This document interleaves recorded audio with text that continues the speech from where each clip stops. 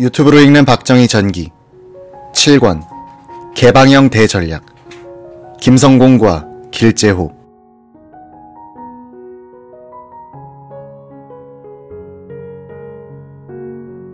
공화당의 주류 핵심인 길재호 의원과 비주류 보스인 김성곤 의원을 연결하는 새로운 친위 세력을 구축하라는 박 대통령의 특명을 받은 박상길 대변인은 길재호의 동의를 얻은 다음 김 의원의 신문로 자택을 찾았다. 동생, 무슨 일이 그렇게 중요하노? 박상길은 텁텁한 김 의원을 대하는 것이 깐깐한 길재호보다는 마음이 편했다. 박상길은 대통령의 특명임을 전제한 뒤 용건의 핵심을 말했다. 무슨 소리고? 아이고, 마 치아라 치아. 지금 뭐라했노? 치우기는 뭘 치우란 말고. 이봐라, 자식은커녕 손자 같은 아들이 툭하면 권총부터 먼저 뽑는데 무슨 손을 잡으란 말이고. 김성곤은 불문곡직 획부리치고 일어나더니 두말 없이 방을 나가려 했다. 박상길은 저쪽보다 한술 더 떠야겠다고 생각했다. 일국의 국가 원수가 내린 대명을 수행하는 터에 당치도 않는 행동을 보이고 있다고 판단했다. 그는 일어나 김성곤의 앞을 가로막고 소리쳤다는 것이다. 아니키, 네 오늘 죽을락하나. 뭐라고? 그래, 이치대로 말하면 시꺼먼 소두둑놈 심보가 아니란 말이가. 새파랗게 젊은 군인들이 목숨 걸고 나라를 구해놓으니까 엊그제까지 나라 털어먹은 놈들이 숟가락을 들고 밥상을 덮쳐? 말도 안 되는 소리야 이가. 자기나 나나 염치가 있어야 될 게 아닌가. 그래, 좋다. 나 갈 테니 네 마음대로 해보라고. 이번엔 박상길이 방을 나서려고 했다. 김성곤이 박상길을 붙들면서 말했다. 말하자면 그렇다는 거지. 내가 정말로 못하겠다 했나. 그래, 내 잘못했다. 다시 대자한 두 사람 사이의 이야기는 일사천리로 진행됐다. 김성곤 의원도 합당한 자리를 요구하면서 사족으로 대통령에 대한 부탁을 하나 곁들였다. 혁명 주체들이 툭하면 권총을 빼드는 버릇은 고쳐야 한다는 것이었다. 청와대로 돌아온 박 대변인은 사실대로 보고했는데 권총 운운하는 말은 차마 전할 수 없었다. 박 대통령은 길재호 의원에게는 공화당 사무총장 자리를 주기로 했는데 김성곤 의원에 대한 합당한 처우가 문제였다. 한참을 생각하던 대통령은 김 의원이 재계에도 발이 넓으니 당의 재정위원장이 어떻게 했냐고 했다.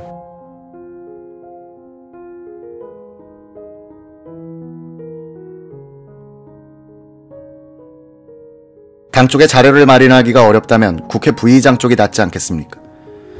정치인이 돈에 손을 대면 금후에 여러 가지 문제가 있을 줄 압니다. 그 문제는 내가 알아서 하겠소. 이제 어떻게 하면 좋겠소? 카카, 제가 할 일은 이제 끝났습니다. 이제 바로 두 사람을 카카가 부르시어 사안을 확인하시고 카카의 마음을 그들에게 주시어 더불어 의논하면 될 줄로 압니다. 그리고 이 일에 대해서는 저는 이유 모르는 것으로 하겠습니다. 성질상으로 대변인 소관도 아니려니와 위계나 직책상으로도 당연히 비서실장이 도울 일입니다. 그무는 일체 이우락 실장과 의논하심이 마땅합니다. 박상길은 이렇게 회고했다. 이상으로 나의 사명은 끝났고 그날 저녁으로 대통령과 김, 길 두 의원은 만나게 됐다. 얼마 안 있어 길재호 사무총장에 김성곤 당 재무위원장이 실현되어 박정희 김종필 라인 대신에 차원을 달리하는 김, 길 라인의 시대가 개막되고 한동안 가다가 여기에 백남억, 김진만 의원이 합류하여 소위 4인 체제로 정착화된 것이다. 그리고 이 김길 라인을 4인 체제로 발전시키고 또 다른 외곽선인 엄민영, 서정귀선을 합하여 청와대의 친정 세력으로 오래도록 주무른 것은 바로 이우락 비서실장이었다. 6.3 학생 시위와 계엄령 사태로 전국이 소용돌이치고 있던 뒤안길에서는 한일 국교 정상화에 못지않게 한국의 진로에 큰 영향을 끼칠 월남 파병이 조용히 추진되고 있었다. 미국 정부가 미군 전투부대의 월남 파병을 심각하게 생각하게 된 것은 베트공의 활동이 강화된 1964년부터였다. 존슨 행정부는 미군의 개입이 없으면 월남 정부는 수년 내에 공산화되고 말 것이란 판단에 도달했다. 이에 4월 미국 정부는 더 많은 국기, 캠페인을 펼치기 시작한다. 자유우방 국가들을 상대로 월남에 대한 각종 지원을 요청하기 시작했다. 월남 정부를 이끌던 구엔 칸 장군은 32개국 정부에 편지를 보내 공식적으로 원조를 요청했지만 이 캠페인은 미국이 주도한 것이고 월남 정부는 오히려 냉담했다. 박정희 대통령이 주한미국 대사관으로부터 월남에 대한 미국 정부의 원조 요청 공문을 받은 것은 1964년 5월 6일이었다.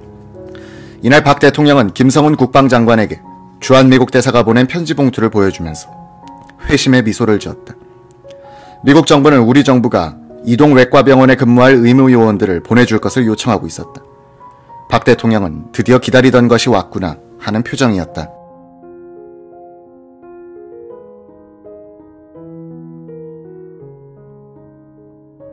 (1964년 5월 9일) 김성훈 국방장관은 월남 정부가 공식으로 원조를 요청해 오면 우리는 이 문제를 충분히 고려할 것이다 라고 발표하면서 우리는 이미 1959년과 1962년에 태권도 교관을 월남에 보낸 사실이 있다고 했다. 국방부는 5월 21일 국가안전보장회의 의결을 거쳐 한 개 이동외과병원과 태권도 교관단을 파월하기로 결정했다. 박정희 정부는 월남의 사정을 알아보기 위해 고위 인사를 보내기도 했다. 마침 합참정보국장 강기천 해병소장과 기획조정관 강우주 소장, 이스라엘 외무장관 골다 메이어의 초청으로 이스라엘을 방문하게 돼 있었다. 김성은 장관은 이스라엘 방문을 마치고 돌아오는 길에 태국을 경유, 월남에 들어가라고 지시했다. 민간복으로 갈아입은 두 사람은 6월 5일 오전 11시 40분 사이공의 탄손루트 공항에 내렸다. 뒤에 월남 대통령이 된 티우 장군이 마중 나왔다. 장우주 장군은 티우 장군의 안내로 전선을 시찰하면서 한국군의 우월성을 설명했다. 무너진 교량을 가리키면서 한국군의 야전 공병단이면 저 정도는 이틀 안에 복구할 수 있다고 했다. 월남의 포병단을 방문한 자리에서는 사격수를 참관하다가 즉석에서 사격 지도도 해줬다. 강, 장 두 장군은 월남 측에 대해서 우리 정부가 의무대대와 태권도 교관을 파견하기로 했다고 통보했다. 6월 8일 장우주 강기천 장군은 월남 군사혁명위원회 위원장 겸 총리인 구엔 칸 장군을 만나 요담했다. 칸 장군은 한국의 시위 사태가 조속히 수습되기를 희망한다. 우리도 불교도 천주교도들의 데모로 골치를 앓고 있다고 말했다. 이들은 이런 대화를 나눴다.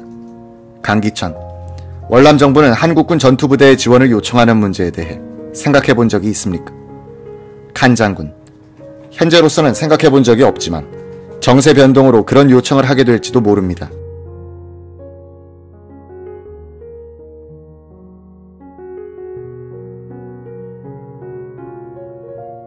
강기천, 우리 국방부는 이런 문제를 고려할 용의가 있습니다. 칸 장군, 전투부대를 파견한다면 그 병종과 규모는 어느 정도로 예상합니까? 강기천, 아직 구체적으로 연구된 것은 아니지만 우리 국방부 측은 언제나 이 같은 문제를 고려할 용의가 있습니다. 요사이 국내의 일부 세력은 한국군의 월남 파병을 미국의 용병으로 해석하여 그 의미를 깎아내리려고 하는데 이는 역사적 사실과 전혀 부합되지 않는 선동이다. 월남 파병은 박정희 정부의 주체적 전략하에 미국이 아니라 한국의 주도하에 이뤄졌기 때문이다. 파병의 명분은 6.25 전쟁 때 우리를 도와준 미국에 보은하고 국제공산주의에 대항하는 자유진영의 일원으로서의 의무를 다한다는 것이었지만 박정희는 실용적인 계산을 깔고 이 명분을 국가발전 전략에 활용했다. 박정희는 국군을 월남에 파병함으로써 주한미군 병력을 빼내 월남 전선으로 보내려는 미국의 구상을 중단시켰을 뿐 아니라 파병에 따른 대가로서 한국군의 현대화를 위한 미국 측의 막대한 원조를 얻어냈다. 월남에 갔다 온 연 30만 명의 국군은 실전 경험을 쌓았다. 건설업자들을 비롯한 우리 민간인들은 군인들을 따라 월남 시장에 진출하여 많은 외화 가득을 이뤘고 해외 사업의 경험을 얻어 1970년대 중동 진출 때 써먹게 됐다.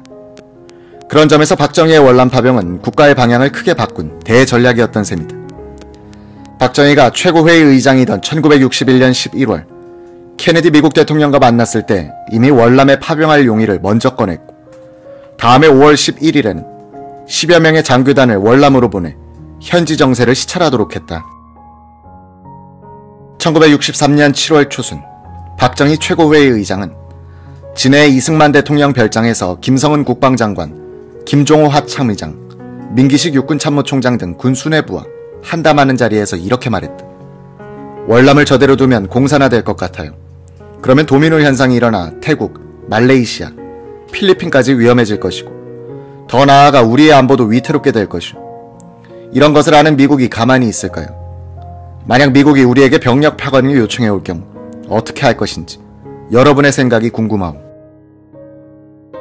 김성은 장관은 만약 우리가 미국의 파병 요청을 거절한다면 주한미군을 빼내갈 터인데 차라리 우리가 미국보다 더 과감하게 나가야 합니다. 라고 말했다. 박정희는 이 말에 흐뭇한 표정을 지었다고 한다. 박정희의 비서실장과 외무장관을 지낸 이동원은 이런 박 대통령에게 우리가 공짜로 미국을 지원해주어선 안 됩니다. 그러니 먼저 파병 제의를 하지 말고 미국이 요청해 올 때까지 기다려야 합니다. 라고 건의했다고 한다. 1964년 3월 김종필 공화당 의장은 월남을 방문하여 실력자 구엔칸 장군에게 파병 용의를 전했다. 이 무렵 박정희 대통령은 월남 대사를 지내 현지 사정에 밝은 최덕신 서독 주재 대사를 워싱턴으로 보내 미국 정부의 고위층과 접촉하게 했다. 최 대사는 월남 문제를 해결하려면 결국 미군 전투부대가 파견되어야 하며 그럴 땐 한국군도 동참할 용의가 있다는 뜻을 전했다. 박정희는 미국과 월남의 등을 밀고 있었던 셈이다.